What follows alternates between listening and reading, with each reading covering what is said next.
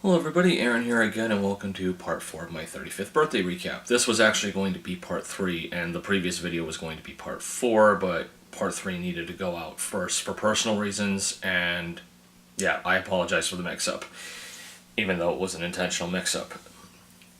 This is the video pertaining to makeup appointments, which was basically people who couldn't actually see me on my 2-day birthday party could see me while I was on vacation from both of my sources of income for 2 weeks.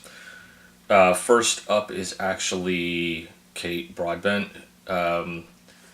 This was sort of thrown together at almost the last minute, and she requested I wear something white, so I'm thinking, is she actually going to put her body through laser request or laser tag or whatever? Then I realized no, we were going to a place that had laser tag, but we were just going to go mini golfing. So we went to Glow Zone 360. I've been there before. I've done a video about it several videos ago.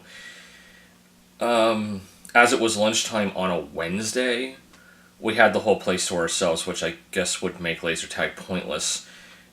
She beat me by 3 strokes. She basically got a hole-in-one on the 6th hole and never looked back.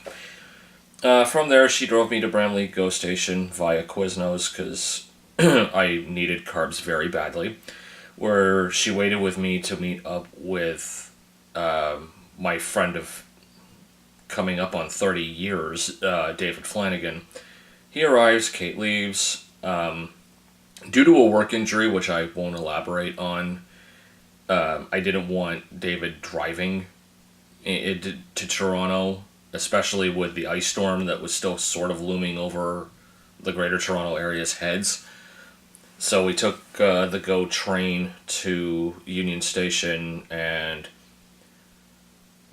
took a very scenic walk to Skydome. I will never call it by its current name, because of how much of the downtown area was still sealed off because of the ice storms. Where the pieces of ice fell off of the CN Tower and actually hit the dome of the Skydome, breaking it.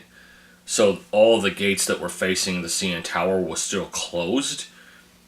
They didn't even seem to care which gate we went through as long as our tickets were valid, which, based on my personal experiences of the Jays games I've gone to, that's the opposite of their standard policy.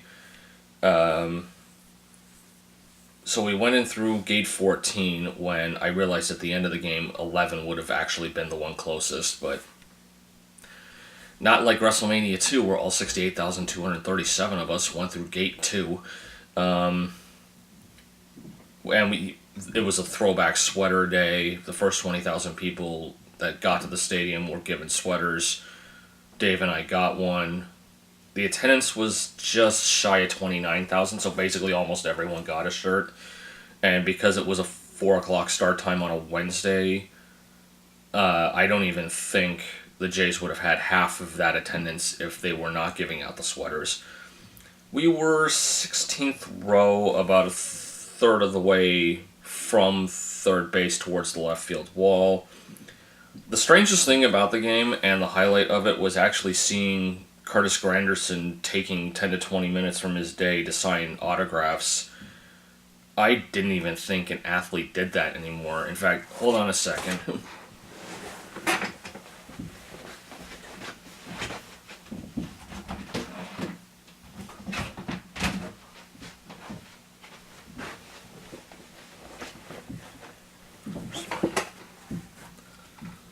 He signed my hat, for those of you who didn't see the photo. Sorry I didn't have that readily available when I began filming. And now I have to turn page 2. And, oh yeah, we won 15-5. Basically in the 8th inning, Curtis Granderson hit a grand slam, and we were already up 11-5 at that point.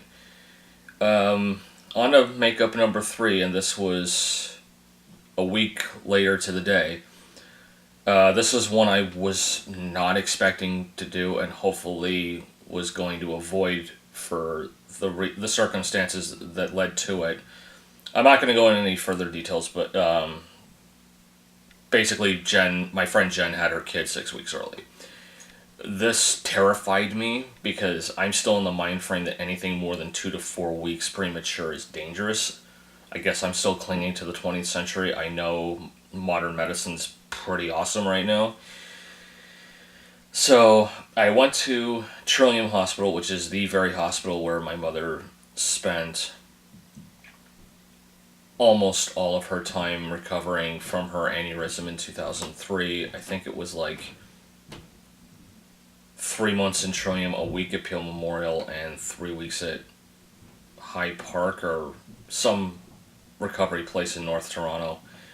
Um, it's changed. The hospital itself has changed so much in the nearly 15 years I've been there. I actually got lost 5 seconds after I went inside. Jen had to come and get me. I felt kind of embarrassed by that, but what are you gonna do? I purposely avoided taking pictures for this makeup date just simply because I didn't really feel the need to. I pretty much met the kid and Jen's fiance at the same time, so welcome to the Aaronverse, Little Ashton. Hope you get to go home soon. And Andrew, quite frankly, could not be a better fit for Jen at all. Like, Andrew's amazing.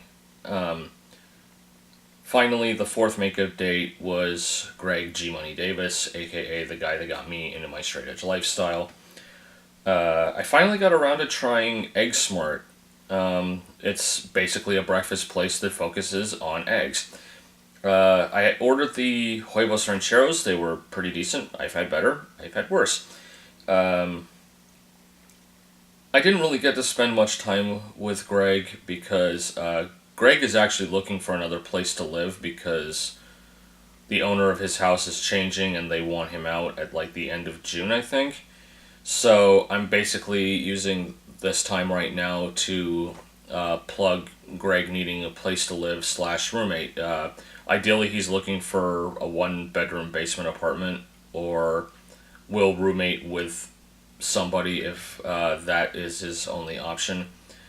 So hopefully he finds something, even better if he found something as a result of this video. So that's the end of part 4, and I think it's my shortest yet. So until next time, I'm Aaron, and unlike Storage Wars, my show is actually scripted. Thanks a lot.